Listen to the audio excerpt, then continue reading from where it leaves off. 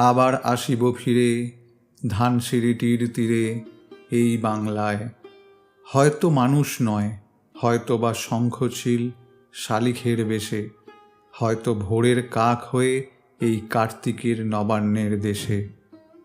ঋতুবৈচিত্র্যের এই দেশে বিভিন্ন উৎসব হাজার বছরের বাঙালিয়ানা বাঙালি সংস্কৃতিকে ধারণ করে নানা উৎসব আয়োজনের মধ্যে দিয়ে।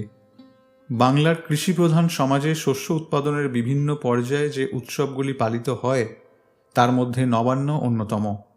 নবান্ন শব্দের আক্ষরিক অর্থ নব অন্ন, অর্থাৎ নতুন খাবার।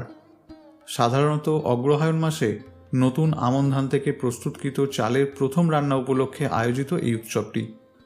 নমস্কার শ্রোতা বন্ধুরা, জীবন দর্শন মোটিভেশন চ্যানেলে আপনাদের সকলকে স্বাগত। আশা করি সকলে ভালো আছেন। আজ আমরা গ্রাম বাংলার নব অন্নের উৎসব অর্থাৎ নবান্ন উৎসব সম্বন্ধে আলোচনা করব। নবীন ধান্যে হবে নবান্ন। নবান্নের প্রস্তুতি শুরু হয় কার্তিক পেরোলে। কারণ খোনার বচন আছে, বেদের কথা না হয় আন, তুলা বিনা না পাকে ধান। বেদ বা জ্ঞানের কথা হলো শালিধান পাকবে তবেই হবে নবান্ন, আর তুলা বা কার্তিক মাস না গেলে ধান পাকে না। তাই নবান্নের আনুষ্ঠানিকতার সূত্রপাত কার্তিক পেরিয়ে অগ্রহায়ণের 1 তারিখে। বাঙালির উৎসব সম্পর্কে একটি প্রবাদ আছে, 12 মাসে 13 পার্বণ, যার আক্ষরিক অর্থ বাঙালি সংস্কৃতিতে 12 মাস অর্থাৎ সম্পূর্ণ বছর ধরেই বিভিন্ন উৎসবে সামিল হয়। এইসব উৎসব মানুষের হৃদয়ের বন্ধন আরও গভীর করে দেয়। অগ্রহায়ণের শুরুতে নতুন ধান কাটা এবং নতুন ফসলের ধান খাওয়াকে কেন্দ্র করে বাংলার গ্রামে গ্রামে উৎসবের আয়োজন করা হয়। এই নবান্ন চাল বাটা, নারকেল কোড়া, নলেন গুড়, ফলের কুচি, সন্দেশ মাখা ইত্যাদি উপকরণ দিয়ে তৈরি হয়। এই সব উপকরণগুলিকে সামান্য দুধের সঙ্গে ভালো করে মিশিয়ে তৈরি করা হয় নবান্ন, আর তার স্বাদ বাঙালির কাছে অত্যন্ত প্রিয়। নবান্ন অনুষ্ঠানে পূর্বপুরুষ, দেবতা, কাক ইত্যাদির উদ্দেশ্যে খাবার নিবেদন করা হয় এবং আত্মীয় স্বজন ও গুরুজনদের কাছে নতুন গুড় এবং নতুন চাল দিয়ে নতুন খাবার পরিবেশনের পর পরিবারের সদস্যরাও তা গ্রহণ করেন। কোথাও কোথাও বাড়ির উঠোনে গর্ত করে জ্যান্ত কই মাছ ও দুধ দিয়ে একটি বাঁশ পোতা হয়। একে বলে বীর বাঁশ। বীর বাঁশের প্রতিটি কঞ্চিতে নতুন ধানের ছড়া বাঁধা হয়। বীর বাঁশ পোতার পর একটি কলার পেটোয়ে চাল মাখা, কলা ও নারকেল নাড়ু দিয়ে নৈবেদ্য সাজিয়ে কাককে খেতে দেওয়া হয়। লোককাহিনী অনুসারে খাবারটি কাকের মাধ্যমে মৃত নিকটাত্মীয়দের আত্মার কাছে পৌঁছায়। এই নৈবেদ্যকে বলা হয় কাকবালি। এই অনুষ্ঠান শেষ না হওয়া পর্যন্ত কেউ আহার করে না। হিন্দু বিশ্বাস অনুযায়ী নতুন ধান উৎপাদনের সময় পিতৃপুরুষরা অন্ন প্রার্থনা করে থাকেন। শাস্ত্রমতে নবান্ন শ্রাদ্ধ না করে নতুন অন্ন গ্রহণ করলে পাপের ভাগী হতে হয়। এই কারণে হিন্দুরা পার্বণবিধি অনুযায়ী নবান্নে শ্রাদ্ধানুষ্ঠান করে থাকেন। ক্রমান্বয়ে এই লোক উৎসবটি সকল সম্প্রদায়ের মধ্যে জনপ্রিয়তা লাভ করে। বর্তমান সময়ে নবান্ন উৎসবের ব্যাপকতা কিছুটা হ্রাস পেয়েছে। আমাদের সকলের উচিত বাংলা ও বাঙালির এই লোক ঐতিহ্যকে টিকিয়ে রাখা। অতীতে পৌষ সংক্রান্তির দিনে গৃহদেবতাকেও নবান্ন দেওয়ার প্রথা ছিল। কার্তিক ও অগ্রহায়ণ মাসে শরৎ ঋতু পড়ে। শরৎ এলেই যত দূর চোখ যায় দিগন্ত পর্যন্ত দেখা যায় পাকা ফসলের সোনালি মাঠ। অগ্রহায়ণে নবান্ন বয়ে আনে আনন্দের বার্তা। কৃষকেরা ব্যস্ত নতুন ধান কাটা ও নতুন ফসল ঘরে তুলতে। তাদের কঠোর পরিশ্রমের সোনালি রং দেখে কৃষকের হৃদয় আনন্দে নেচে ওঠে নতুন ফসল ঘরে আনার প্রত্যাশায়। গ্রাম বাংলায় এ সময় প্রাচুর্যের নতুন আবহ সৃষ্টি হয়। বাঙালির হাজার বছরের ইতিহাস, ঐতিহ্য, সংস্কৃতির সঙ্গে জড়িয়ে আছে নবান্ন উৎসব। অনাদিকাল থেকে সকল প্রকার ধর্ম, বর্ণ, বিভেদ উপেক্ষা করে বাঙালি জাতি নবান্ন উৎসব উদযাপন করে আসছে। এইভাবে এটি সমস্ত গ্রামবাসীর মধ্যে সামাজিক সম্পর্ক গঠনের একটি মাধ্যম। প্রাচীনকাল থেকে অগ্রহায়ণ মাস বাঙালি কৃষকের জীবনে নতুন বার্তা নিয়ে এসেছে। নবান্ন শরতের প্রাণ। নতুন চাল দিয়ে তৈরি হয় পিঠা, পায়েস, ক্ষীরসহ বিভিন্ন খাবার। সুস্বাদু ঐতিহ্যবাহী খাবারের গন্ধে ভরে ওঠে চারিদিক।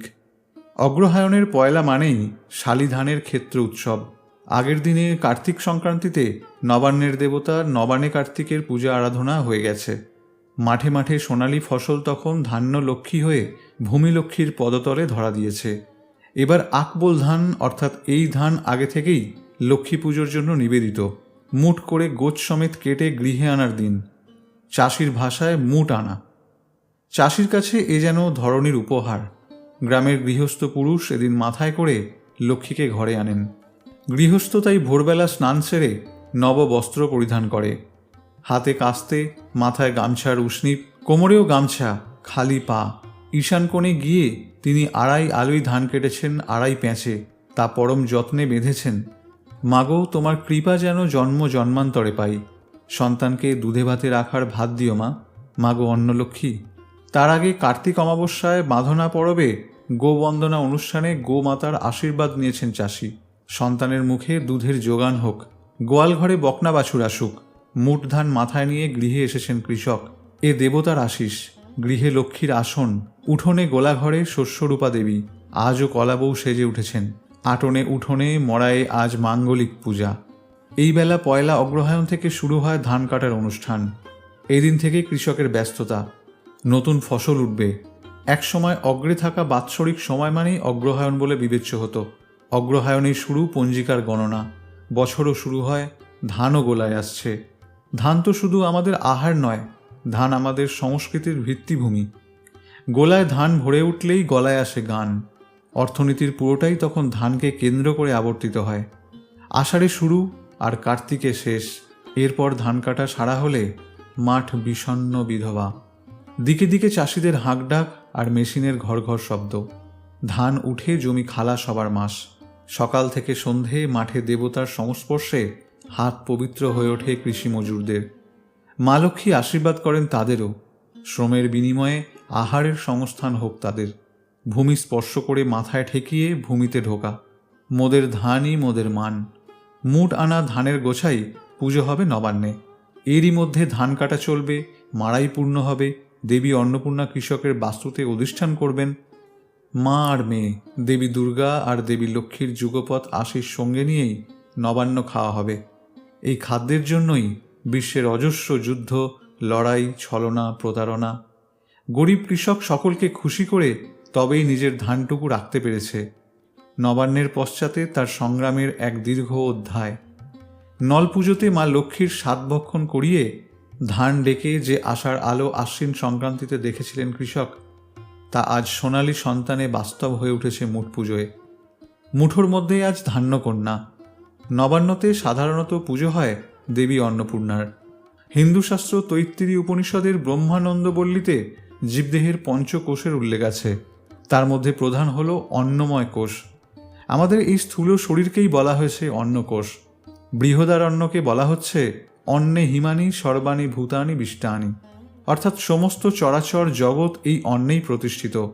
অন্ন এবং প্রাণই ব্রহ্ম। আর ধান শুধু কৃষকের নয়, আপামর বাঙালির কাছে পূজিতা লক্ষ্মীর প্রতীক। কার্তিকের সংক্রান্তির দিন মাঠের ঈশান কোণ থেকে নতুন ধান মুঠো করে আনা হয় কৃষকের গৃহে। এই রীতি বহু প্রাচীন। অগ্রহায়ণের শুভ দিনে ধান সম্পূর্ণ পেকে গেলে হয় নবান্ন উৎসব। এই দিন গৃহদেবতাকে নতুন ধানের চাল কুটে পায়েস বানিয়ে নিবেদন করা হয়। অনেক জায়গায় পিঠে পুলিও বানানো হয়। ধানের গোলা মড়াই ঘিরে আলপনা দেওয়া হয়। তারপর সেই অন্নপ্রসাদ গ্রহণ করা হয়। যে কোনো শস্যই আগে ইষ্টদেবতা বা গৃহদেবতাকে নিবেদন করার রীতি আছে বাংলায়। আর ধান তো প্রধান শস্য। ধান ভাঙার গান ভেসে বেড়ায় আকাশে বাতাসে। এখন অবশ্য যান্ত্রিকতার ছোঁয়ায় ঢেকিতে ধান ভাঙার শব্দ খুব একটা শোনা যায় না। অথচ খুব বেশি দিন আগের কথা নয়, ঢেকি ছাটা চাল দিয়েই আমাদের প্রতিদিনের অন্ন খাওয়া হতো। এই সময়কালে গ্রামবাংলায় বড়ি দেওয়ার আচারও দেখা যায় কোথাও কোথাও। যেমন মেদিনীপুরের গয়না বড়ি খুবই বিখ্যাত। কর্তা বড়ি ও গৃহিণী বড়ি বানিয়ে তেল, সিঁদুর, ধান, দূর্বা দিয়ে মায়েরা পূজা করেন। এছাড়াও আগেকার দিনে বিভিন্ন জিনিস জিইয়ে রাখা হতো এই সময়। কচি বাঁধাকপি, আমলকি, মাছ এবং আরও নানান জিনিস এই সময় নুন দিয়ে জল ঝরিয়ে শুকিয়ে শিকে তুলে রাখা হতো। ভক্তদের বিশ্বাস, দেবী অন্নপূর্ণার পুজো করলে কখনো অন্নের অভাব হয় না। নবান্ন উৎসবে নতুন গুড়সহ নতুন চালের তৈরি খাবার বানিয়ে কলাপাতায় করে খাবার রীতি দেখা যায়। অগ্রহায়ণ মাস এলেই মাঠ জুড়ে ধান কাটার ব্যস্ততা চোখে পড়ে। খড়ের পালা, মাটির বাড়িতে গোবর গোলা দিয়ে নিকানো উঠান, তার মাঝে আলপনা। নবান্ন উৎসবের প্রতিটি গ্রামে এ যেন চেনা দৃশ্য। এখন অবশ্য আধুনিকতার ছোঁয়ায় অনেক কিছুই বদলেছে। তারপরও নতুন চালের ভাত নানা ব্যঞ্জনে মুখে দেওয়া হয় আনন্দঘন পরিবেশে। তৈরি করা হয় ক্ষীর, পায়েস সহ বিভিন্ন পদ। নবান্ন উৎসবের সাথে মিশে আছে বাঙালিয়ানার হাজার বছরের ইতিহাস, ঐতিহ্য আর সংস্কৃতির নানা বর্ণময় দিক। প্রাচীনকাল থেকেই বাঙালি জাতি নবান্নকে কেন্দ্র করে উৎসবে মেতে ওঠে। তৈরি হয় এক সামাজিক মেলবন্ধন। নবান্ন উৎসবে গ্রামেগঞ্জে আয়োজন করা হয় অন্নপূর্ণা পুজো। শিশু, কিশোর থেকে শুরু করে সমস্ত বয়সের মানুষজন এই উৎসবে মাতে। এখন আর শুধু গ্রামেই নয়, শহরের মানুষজনও এই নবান্নের স্বাদ নিয়ে থাকেন। যেহেতু নবান্ন একটি মৌসুমী উৎসব, তাই এটি প্রতি বছরই আসে। হাজার বছরের পুরনো এই উৎসব যুগ যুগ ধরে একইভাবে পালিত হয়ে আসছে। নবান্ন উৎসবের সময় অনেক গ্রামে গ্রামীণ মেলার আয়োজন করা হয়, যেখানে শিশু, কিশোর থেকে শুরু করে বয়স্ক সকল শ্রেণীর মানুষ অংশগ্রহণ করে। সবার মন খুশিতে ভরে যায়। বিভিন্ন গ্রামের মানুষ একটু ভিন্নভাবে এই উৎসব পালন করে। মেলার এক কোণে সারা রাত চলে উৎসবের গান। তবে গ্রামীণ মেলা এখন আর শুধু গ্রামেই হয় না, শহরাঞ্চলেও হয়। ঢাকা বিশ্ববিদ্যালয়ের চারুকলা অনুষদ প্রতি বছর গান, নৃত্য এবং মাঠে মেলার মাধ্যমে নবান্ন উৎসব উদযাপন করে। বর্ণাঢ্য আয়োজনে 3 দিনব্যাপী অনুষ্ঠান উপভোগ করেন রাজধানীর মানুষ এবং নানা ধরনের পিঠেপুলির আয়োজনও করা হয় নবান্ন উৎসবে। গ্রামাঞ্চলে নবান্ন উৎসবে বিভিন্ন অঞ্চলে জারি, শাড়ি, মুর্শিদি, লালন, পালা ও বিচারের গান পরিবেশিত হয় গ্রামীণ মেলায় এবং নানা স্বাদের খাবারও পাওয়া যায়। শিশুদের বাড়তি আনন্দ দিতে মেলায় আসে পুতুল নাচ, সার্কাস, বায়োস্কোপ সহ আরও অনেক জানা অজানা অনুষ্ঠান। নবান্ন উৎসব সত্যিই নতুন আশা নিয়ে আসে এবং বাঙালির মনে নতুন প্রাণের সঞ্চার করে। সুতরাং আমরা আশা করি এই উৎসব আমাদের দেশের মানুষের জীবনে আনন্দ নিয়ে পালিত হতে থাকবে অনন্তকাল ধরে। প্রিয় শ্রোতা বন্ধুরা, আশা করি ভিডিওটি আপনাদের ভালো লাগবে। যদি ভালো লাগে তাহলে আপনার নিকটজনের সাথেও ভিডিওটি শেয়ার করুন এবং আপনি এই চ্যানেলে যদি নতুন হন তাহলে চ্যানেলটি সাবস্ক্রাইব করে রাখুন। সকলে ভালো থাকুন।